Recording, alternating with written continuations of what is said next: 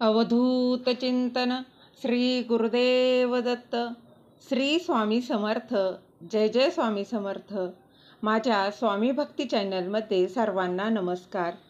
स्वामी महाराजांच्या कृपेने तुमच्या सर्व चांगल्या इच्छा पूर्ण होत ही स्वामींच्या चरणी प्रार्थना करते आणि आजच्या या व्हिडिओला सुरुवात करते.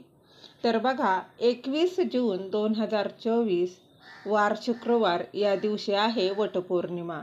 वटपौर्णिमा म्हटलं तर प्रत्येक सुवासिनीचं हे आतुरतेने वाट पाहत असती. या दिवशी उपवास व्रत केले जातं. त्याचबरोबर वडाची पूजा देखील केली जाते. त्याचप्रमाणे नवविवाहित म्हणजेच नवीन लग्न झालेल्या व पहिलीच वटपौर्णिमा असलेल्या स्त्रियांनी वडाची पूजा कशी करावी, त्याचबरोबर उपवास कसा करावा याची संपूर्ण माहिती मी या व्हिडिओत सांगणार आहे. त्यामुळे व्हिडिओ अजिबात स्किप करू नका. ते जाणून घेण्याआधी तुम्ही माझ्या स्वामी भक्ती चॅनलला सबस्क्राईब नक्की करा. बघा, आपल्या पतीच्या दीर्घ आयुष्यासाठी आणि अखंड सौभाग्यासाठी सुवासिनी ह्या वटसावित्रीचं व्रत करत असतात. हिंदू धर्मात वटपौर्णिमेला अधिक महत्त्व आहे. त्याचप्रमाणे यंदा ही वटपौर्णिमा आधी सांगितल्याप्रमाणे 21 जूनला साजरी केली जाणार आहे. जून महिना सुरू झाला की पावसाला सुरुवात होत असते आणि हिंदू धर्मानुसार मराठी महिन्यात अनेक सण उत्सव होतात. ज्येष्ठ महिना आला की स्त्रियांना वेध लागतात, ते म्हणजे वटपौर्णिमेचे. आपल्या पतीच्या दीर्घ आयुष्यासाठी आणि अखंड सौभाग्यासाठी, सुखासाठी, आनंदासाठी स्त्रिया हे वटसावित्रीचे व्रत अगदी मनोभावे करत असतात. हिंदू धर्मात वटपौर्णिमेला अधिक महत्त्व आहे. वटपौर्णिमेला वटसावित्री या नावाने देखील ओळखलं जातं. हा सण महाराष्ट्रात व त्याचबरोबर महाराष्ट्राच्या बाहेरही विविध भागात महिला हा सण आपापल्या पद्धतीने साजरा करत असतात. या दिवशी स्त्रिया उपवास करतात. वडाच्या झाडाभोवती सूत गुंडाळून 7 फेऱ्या मारून आपल्या पतीच्या दीर्घ आयुष्यासाठी प्रार्थना करत असतात. 7 जन्म हाच नवरा मला मिळू दे असं वचन देखील मागत असतात. तर या वटपौर्णिमेची सर्वात आधी तिथी, शुभमुहूर्त आणि पूजा पद्धत जाणून घेऊया. यंदा ज्येष्ठ महिन्यातील पौर्णिमा तिथी ही शुक्रवारी 21 जून 2024 रोजी आहे. त्यामुळे या दिवशी सुवासिनी वटपौर्णिमेचे व्रत करतील. पौर्णिमा तिथी ही 21 जूनला सकाळी 7:31 सुरू होईल आणि 22 जूनला संध्याकाळी 5:37 संपणार आहे. म्हणजेच काय तर तुम्हाला बघा काय करायचं आहे, वडाच्या झाडाच्या पूजेसाठी 21 जून रोजी 5:24 ते 10:30 ही पौर्णिमा असल्या कारणानं हा शुभ मुहूर्त आहे. त्याचबरोबर दिवसभरात पौर्णिमा असल्यानं तुम्ही जेव्हा तुम्हाला वेळ भेटेल तेव्हा तुम्ही या वडाची पूजा करू शकता.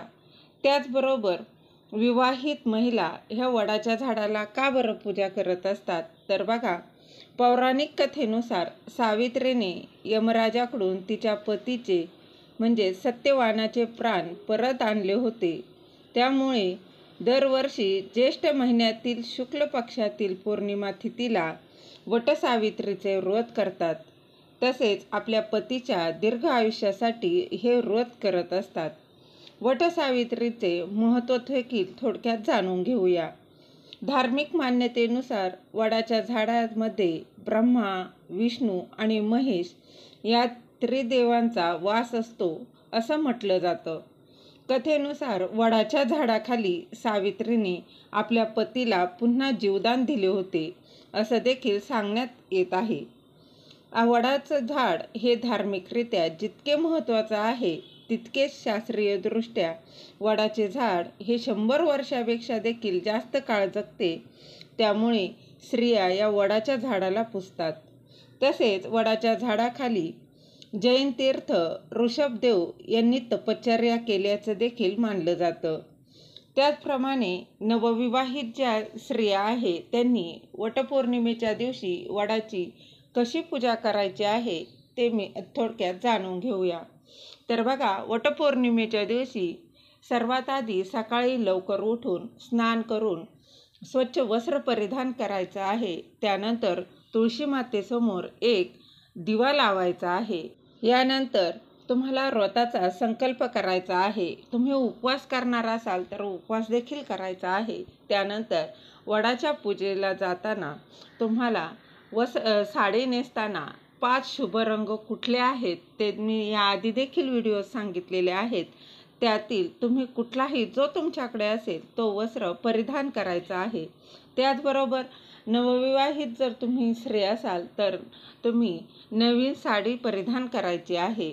त्यानंतर वडाच्या झाडाला पूजण्यासाठी ताटात फुले, अक्षता, आंबा, हळद कुंकू, त्याबरोबर सूत हे देखील घ्यायचं आहे आणि वडाच्या झाडाला पाणी टाकून हे सूत बांधून 7 वेळा प्रदक्षिणा मारायच्या आहे.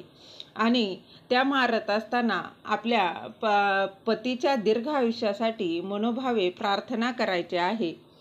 7 जन्म मला हाच नवरा मिळू दे, हाच पती मिळू दे अशी प्रार्थना मनोमन करायची आहे. त्याचबरोबर विवाहित स्त्रियांच्या सौभाग्याचं लेणं देऊन त्यांचा आशीर्वाद देखील घ्यायचा आहे. त्याचबरोबर मासिक धर्म आला असेल, बघा मासिक धर्म जर आला असेल ना तर तुम्हाला हे व्रत ही पूजा करता येणार नाही. परंतु 4 दिवस झाल्यानंतर तुम्ही तुमच्या पतीचं औक्षण करायचं आहे आणि 7 जन्म मला हाच पती मिळू दे अशी प्रार्थना करायची आहे आणि नमस्कार करायचा आहे. ही देखील झाली वटपौर्णिमा. त्याचबरोबर सुतक विटाळ असेल तर तुम्ही पूजा करू शकत नाही. तर तुम्ही या पद्धतीने वटपौर्णिमा नक्कीच साजरी करू शकता. पतीच्या दीर्घ आयुष्यासाठी, सुखासाठी, सौभाग्यासाठी अशी पौर्णिमा साजरी करू शकता. तसंच वटपौर्णिमेचे अनेक व्हिडिओ आपल्या चॅनलवर आलेले आहेत आणि अजूनही वेगवेगळी नवीन माहिती घेऊन व्हिडिओ येणार आहेत. तोपर्यंत सर्वांना श्री स्वामी समर्थ. झालेली सेवा महाराजांच्या चरणी रुजू करते. आणि दिलेली माहिती तुम्हाला आवडली असेल तर लाईक करा, शेअर करा, सबस्क्राईब करायला विसरू नका. श्री स्वामी समर्थ. जय जय स्वामी समर्थ.